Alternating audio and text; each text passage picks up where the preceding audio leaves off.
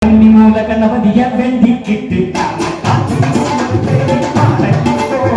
ஐயப்பா ஐயப்பா என்று சொல்லி ஆறுவாரம் தானே கொண்டிருந்தோம்.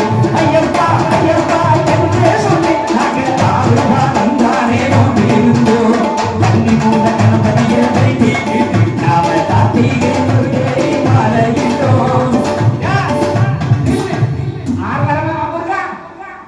இன்னைக்கு மாதிரி கணக்கு பேசுறான்.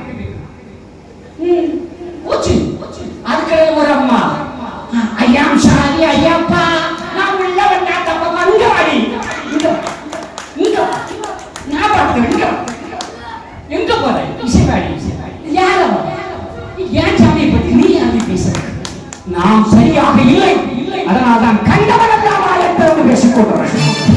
நீங்க சரியாக